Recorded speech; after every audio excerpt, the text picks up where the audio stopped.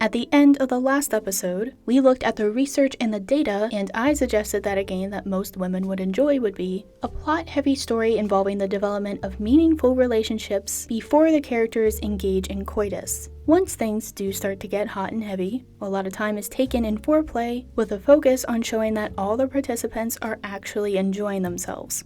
Also, that the characters appear more natural as opposed to some of the more hyper-idealized or magically impossible form. Come Home is a classic story of a prodigal son's return to potentially romance and date most of their hometown. Think Captain Jack Harkness crossed with Gilmore Girls. You don't just have a large number of characters to pursue, there is also a wide variety of personalities, body types, and identities. You control who you date and how far you take the relationship with a click of a button. Relationship arcs will evolve according to the conversations you have, actions you take, and the personalities of who you are pursuing. Some will be more physical than others, while some will be much more personal and intimate. This is much more gradual than the standard increase your relationship score to unlock more sexual encounter system that is common in this industry. Normally, I tend to personally identify with red-headed female characters in games, but the personality of Brandy was so drastically different than what I'm comfortable with that I gravitated towards the character Mari. I love the fact that she was sweet, kind, and had 2 dogs named Appa and Momo from Avatar: The Last Airbender. And I totally empathize with her fear of rejection due to her personal flavor preferences. It didn't occur to me until after the fact that I also probably gravitated towards her because, as my family informed me, we are both a little bit country.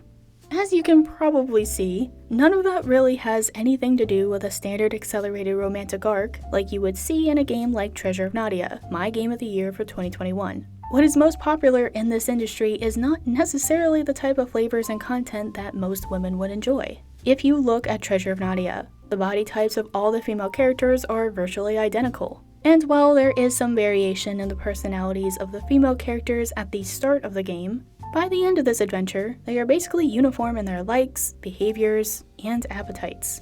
Treasure of Nadia arguably has a better plotline, but it is much easier to craft a cohesive narrative when you have a linear plot. Come Home gives you the ability to opt in or out of every romantic relationship, which will invariably disrupt the pacing of the main story. The only real choice Treasure of Nadia gives you is whether or not you start the game, because then the developer straps you on to an Acme rocket and says hold on. There is also an opportunity cost to every decision a developer makes about what to focus on. The more time you spend crafting a slow romantic buildup is less time that you could be spending making longer and more immersive animations. There is always going to be a trade-off. Some people will see more realistic as less attractive. For example, here's a passage from a review of this game. Around 20 romanceable characters. 70% of them are ugly models. I don't care for realism in this case. Same reason why I wouldn't watch a movie about a guy named Bob doing his taxes. The animations are not great, they feel stiff and short. Most of the girls have a self-contained story separated from the main story and each other, but they still feel the need to let you know you can fuck other girls anyway. Redundant.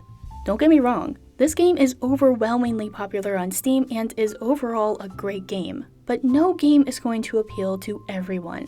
Some of the biggest features that may entice many women could also chase away other demographics. However, at the end of the day, this is a free-to-play story-driven experience that allows you to explore romance with many different body types, personalities, and identities without any real form of conflict or risk. Seriously, Animal Crossing has more conflict than this game, but that is what makes this one of the best adult content games on Steam for women, especially for any woman who is new to this industry and wants to see what adult gaming has to offer. I highly recommend Come Home to them and anyone else looking for a slower-paced romantic exploration. However, this is not all that Steam has to offer. In the third and final video of this series, I'm going to talk about more games that are great introductions to adult gaming for women that cover a wide variety of flavors. Some may not even be what you'd expect. But then, as with most things in life, it's all about context. Until next time, no shaming, just gaming. Thanks to all this month's support on Patreon. I wouldn't have been able to do this without you all.